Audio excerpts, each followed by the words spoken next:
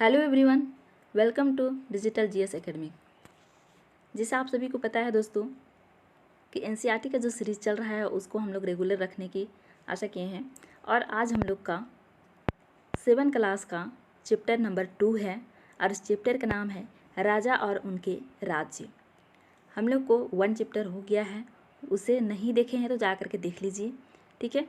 और ये दूसरा चैप्टर है जिसका चैप्टर का नाम है राजा और उनके राज्य। तो चलिए हम लोग देखते हैं। और जो चैनल को सब्सक्राइब नहीं किए हैं चैनल को सब्सक्राइब कर दीजिए। ऐसा वीडियो आप लोगों को चैप्टर वाइज मिलते रहेगा और 6 to 8 तक का एनसीईआरटी पूरी तरह से यूट्यूब में अपलोड हो जाएगा ताकि आप सभी को बेहतरीन से बेहतरीन तैयारी करने के लिए अच्छा हो जाएगा, ठीक है। तो चलिए हम लोग स्टार्ट करते हैं। यहाँ पर देखिए 7वीं और 12वीं शताब्दियों के प्रमुख राजवंश, इतना दिन वाले को हम लोग को देखना है। और कौन कौन सा राजवंशों को देखना है तो देखना है पाल देखना है, पाल देखना है, गुर्जर प्रतिहार देखना है, फिर राजपूत हो गया, उसके बाद चालुक्य वंश हो गया, पल्लव वंश हो गया, चौहान और चोल वंश आदि। इन सारे चीज़ों के बारे में आज हम लोग देखेंगे, ठीक है। तो चलिए स्टार्ट करते हैं। तो सबसे पहले क्या है दोस्तों, तो नए राजवंशों का उदय। नए राजवंशों का उदय 7वीं सदी आते आते उपमहाद्वीप के विभिन्न भागों में बड़े भूस्वामी और योद्धा सरदार अस्तित्व में आ चुके थे। कब, तो ये 7वीं सदी आते आते उपमहाद्वीप के विभिन्न भागों में बड़े भूस्वामी और योद्धा सरकार अस्तित्व में आ चुके थे। राजा लोग प्राय उन्हें अपने मतहत या सामंत के रूप में मान्यता देते थे। क्या करते थे, सामंत के रूप में मान्यता देते थे। अब हम लोग नेक्स्ट में चलते हैं। नेक्स्ट क्या है, उससे उम्मीद की जाती थी कि वे राजा स्वामी के लिए उपहार लाए। क्या की जाती थी, तो उम्मीद की जाती थी वे राजा क्या करता था कि उपहार लेकर के आए, उनके दरबार में हाजिरी लगाए, उनके दरबार में क्या करे तो हाजिरी लगाए और उन्हें सैन्य सहायता प्रदान करे। सैन्य सहायता क्या करे तो प्रदान करे। अधिक सत्ता और संपदा हासिल करने पर सामंत अपने आप को महासामंत और महामंडलेश्वर इत्यादि घोषित कर देते थे। पूरे मंडल का महान स्वामी, इसका अर्थ हुआ, ठीक है। और ये क्या चीज़ घोषित कर देते थे, जब ये लोग क्या करते, सत्ता और संपदा हासिल करने पर ये सामंत और अपने आप को ये क्या कहलाते थे, तो ये क्या घोषित कर देते थे, तो महासामंत और महामंडलेश्वर। कभी कभी वे अपने स्वामी के आधिपत्य से स्वतंत्र हो जाने का दावा भी करते थे। क्या करते थे, तो दावा भी करते थे। इस तरह का एक उदाहरण दक्कन में राजपूतों का था। किसका था, तो दक्कन में यानी दक्षिण भारत में राजपूतों का था। शुरुआत में वे कर्नाटक के चालुक्य राजाओं के अधीनस्थ थे। क्या थे, कर्नाटक के ये चालुक्य राजाओं के अधीन थे। उसके बाद राज्यों में प्रशासन। अब देखना हम लोगों को राज्यों में प्रशासन, ठीक है। तो चलिए हम लोग देखते हैं। ये थ्योरी क्लास है दोस्तों, आप लोग इसे अच्छे से देख लीजिए। आप लोगों को 100% बोल रहे हैं 50+ क्वेश्चन आप लोग सही करके आएंगे जब आप इसे थ्योरी देखेंगे और MCQs लगाएंगे तो 50+ क्वेश्चन आप लोग आराम से बना कर आ जाएंगे। पेडागोजी का भी MCQs डलाया हुआ है, आप लोग उसे नहीं देखें तो देख लीजिए, ठीक है। तो चलिए हम लोग आगे देखते हैं। राज्यों में प्रशासन।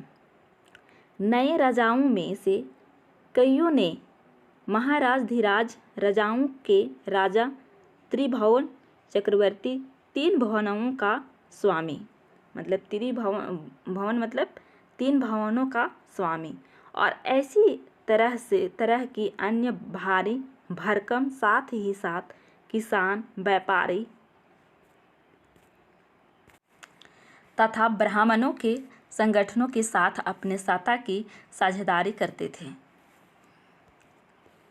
नेक्स्ट है परिस्थियाँ और भूमि अनुदान।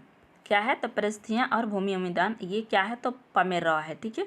परिस्थियाँ और भूमि अनुदान ये भी है, इसमें टाइपिंग मिस्टेक हो गया है, ठीक है, इसको पमेरा कर लीजिएगा। परिस्थितियों में ऐसे विवरण होते हैं जो शब्द सत्य नहीं भी हो सकते, लेकिन यह परिस्थितियाँ हमें बताती है कि शासन खुद को कैसा दर्शाना चाहते थे। मतलब ये परिस्थितियाँ से या कोई भी चीज़ से हम लोगों को परिस्थितियाँ हो गया, अभिलेख हो गया, उसी से पता चलता है कि कोई ऐसा प्रशासन जो राज्य किए थे वो लोग कैसे अपने आप को खुद को मानते थे, खुद को दर्शाते थे। तो हम लोग उसी से पता चलता है। रियल में तो हम लोग देखे नहीं है ना, तो बस उसी चीज़ से हम लोगों को पता चलता है। तो शासन खुद को क्या करते थे, तो कैसा दर्शाते थे, और किससे पता चलता था, तो परिस्थितियों से पता चलता था। और मिसाल की दिए ये क्या है, शूरवीर विजयी योद्धा के रूप में ये विद्वान ब्राह्मणों द्वारा रची गई थी। किसके द्वारा, तो ब्राह्मणों द्वारा रची गई थी, जो अक्सर प्रशासन में मदद करते थे। क्या करते थे, तो प्रशासन में मदद करते थे। नेक्स्ट है राजा लोग प्राय ब्राह्मणों को भूमि अनुदान से पुरस्कृत करते थे। ये ताम्रपत्रों पर अभिलिखित होते थे। क्या होते थे, ताम्रपत्रों पर अभिलिखित होते थे। ताम्रपत्र के बारे में हम लोग बहुत अच्छे से पढ़े हैं 6 क्लास के एनसीईआरटी में, ठीक है। जो भूमि पाने वाले को दिए जाते थे। धन के लिए युद्ध प्रत्येक शासक राजवंश का आधार कोई क्षेत्र विशेष था, वे दूसरे क्षेत्रों पर भी नियंत्रण करने का प्रयास करते थे। मतलब एक क्षेत्र था लेकिन उसको जो धन है, धन के लिए युद्ध प्रत्येक शासक है वो क्या करते थे, मतलब दूसरे क्षेत्रों में भी ये नियंत्रण रखने की कोशिश करते थे, ठीक है ना। एक विशेष रूप से वांछनीय क्षेत्र था। क्या था, वांछनीय क्षेत्र था गंगा घाटी में कनौज नगर। ये गंगा घाटी में कनौज नगर इसके लिए 3 ऐसे राजवंश थे जिसने लड़ाई करते थे, ठीक है। इस कनौज के लिए बहुत ही लड़ाई करते थे और इसी को क्या कहा गया है, तो त्रिपक्षीय संघर्ष इसी लड़ाई के कहा गया है। तो चलिए हम लोग आगे देखते हैं कौन कौन सा राजवंशों ने इसे लड़ाई करते थे, ठीक है।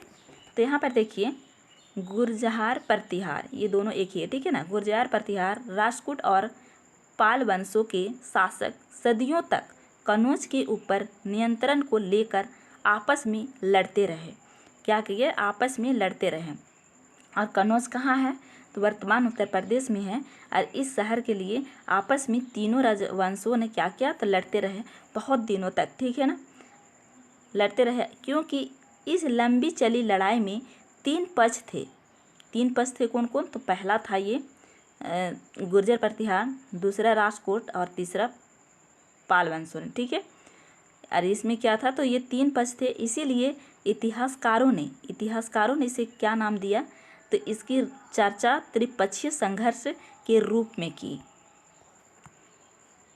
त्रिपक्षीय संघर्ष के रूप में किया। ये PYQ में 2-3 बार रिपीट हो चुका है ये क्वेश्चन, ठीक है ना। तो आप लोग अगर इसे थ्योरी देख करके जाइएगा, तो थ्योरी देख के जाने के बाद वहाँ पर MCQs लगाइएगा तो बहुत ही आसान हो जाएगा, ठीक है।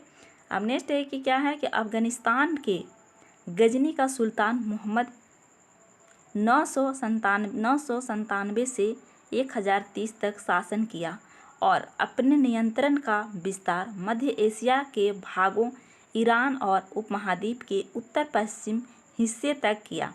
वह लगभग हर साल उपमहाद्वीप पर हमला करता था।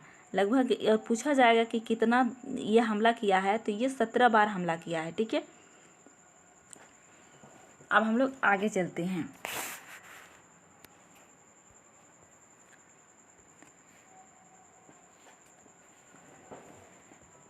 हमला किया, उसके बाद ही क्या है कि निशान थे संपन्न मंदिर, जिनमें गुजरात का सोमनाथ मंदिर भी शामिल था। जो मोहम्मद जो धन उठा ले गया, इसका बहुत बड़ा हिस्सा गजनी में एक वैभवशाली राजधानी के निर्माण में खर्च हुआ। तो यहाँ पर जो संपन्न मंदिर था उसका निशाना था संपन्न मंदिर, लेकिन उसमें गुजरात का सोमनाथ मंदिर भी था, ठीक है। और यहाँ से दौलत उठा करके लूट करके ले गया। वो कहाँ खर्च किया, तो वो किया वैभवशाली राजधानी के निर्माण में खर्च हुआ। और अल बिरूनी किताबे अल हिंद में सुल्तान मोहम्मद का लेखा जोखा लिखा है। किस किताब में लिखा हुआ है, तो अल बिरूनी का किताब है और इस किताब का नाम है अल हिंद। क्या नाम है, तो अल हिंद नाम है, ठीक है। चहमानो यानी चौहान, ठीक है। पृथ्वीराज चौहान ने, जिससे सुल्तान मोहम्मद गौरी नामक अफगान शासक को 1191 में हराया, लेकिन दूसरे ही साल 1192 में उसके हाथों हार गया। किसके हाथों हार गया? तो मोहम्मद गौरी के हाथों हार गया। मतलब जो फर्स्ट लड़ाई हुआ 1191 में, उसमें मोहम्मद गौरी हारा। उसके बाद फिर वो दूसरे साल लड़ा, तो दूसरे साल लड़ने के बाद ये किसने हारा? तो पृथ्वीराज चौहान ने हारा। ठीक है। नेक्स्ट है चोल राज। कावेरी डेल्टा में मिटूरियर नाम से प्रसिद्ध एक छोटे सी मुखिया परिवार की सत्ता थी। वे कांचीपुरम के पल्लव राजाओं के मतहत में थे। उनियारा के चोल वंशीय प्राचीन मुखिया परिवार के विजयालय ने नवीं सदी के मध्य में, कौन सा सदी? तो नवीं सदी के मध्य में मिटूरियारों को हराकर डेल्टा पर कब्जा जमाया। किसको हराकर? तो मिटूरियारों को हरा करके किसने? तो चोल राज का यहाँ पर स्थापना हुआ। ठीक है। उसने वहाँ तंजावुर शहर और निभुस्म सुदनी देवी का मंदिर बनवाया। दक्षिण और उत्तर के पांड्य और पल्लव के इलाके इस राज्य का हिस्सा बना लिए गए। राजराजा प्रथम, जो सबसे शक्तिशाली चोल शासक माना जाता है, 985 में राजा बना। कितना में? तो 985 में राजा बना। कौन? तो राजराजा प्रथम। ठीक है। उसी ने इनमें से ज़्यादातर क्षेत्रों पर अपने नियंत्रण का विस्तार किया। क्या किया? तो नियंत्रण का विस्तार किया। और पुत्र, मतलब राजा के जो पुत्र था, वो पुत्र राजेंद्र प्रथम ने उसकी नीतियों को जारी रखा।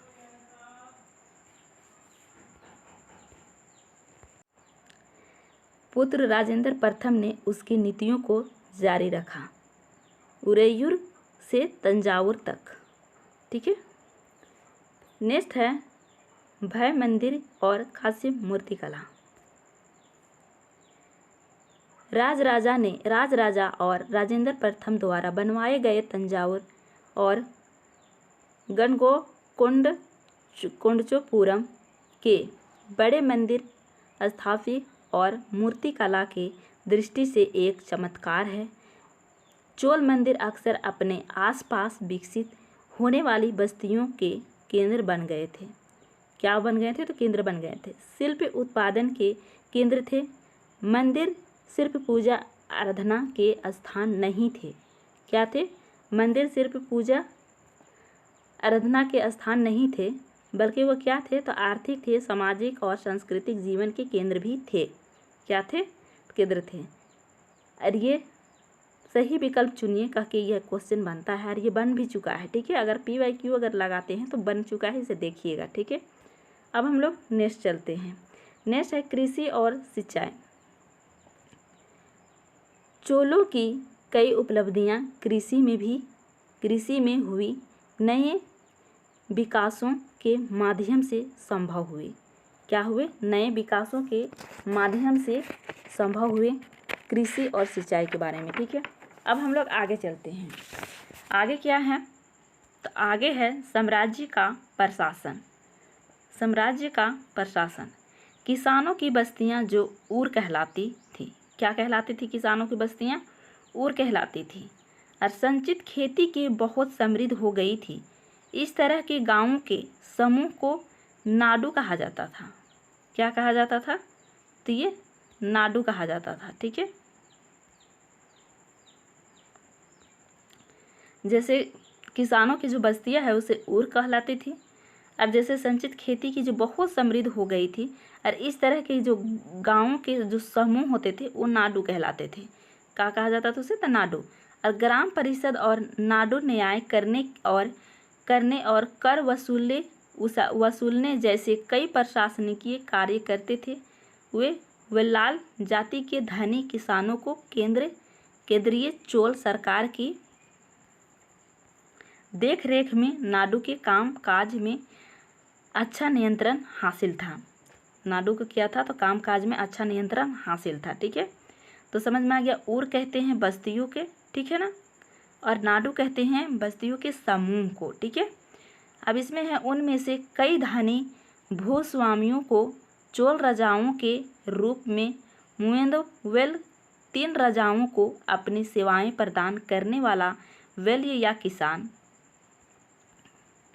नेक्स्ट है, यहाँ से नहीं होगा, ठीक है,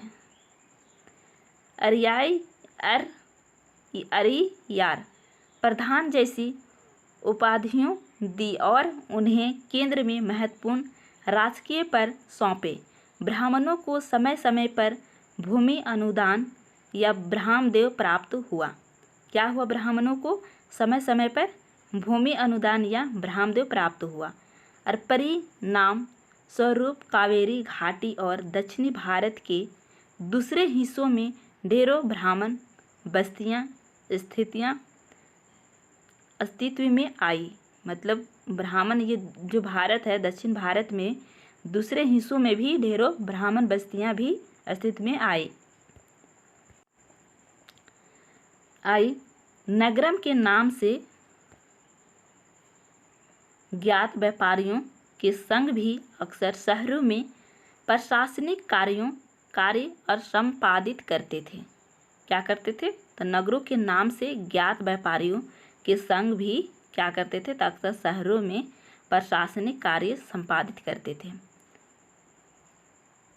तो फ्रेंड्स, आज का वीडियो इतना ही। अगर वीडियो अच्छा लगा हो तो लाइक शेयर और कमेंट करके ज़रूर बताइएगा।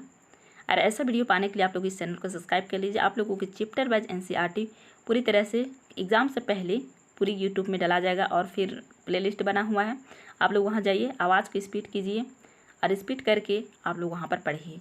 ठीक है, ज़्यादा देर का वीडियो तो नहीं है, 15 मिनट 11 मिनट 10 मिनट का वीडियो है। तो अगर स्पीड करके पढ़ेंगे तो 6 मिनट 7 मिनट में कंप्लीट हो जाएगी। ठीक है, और आप लोगों को तैयारी भी बहुत ही बेहतरीन हो जाएगी। ये कंसेप्ट वाली क्लास है, जिससे थ्योरी पढ़ने से कंसेप्ट क्लियर होती है। तो फिर मिलते हैं नेक्स्ट वीडियो में।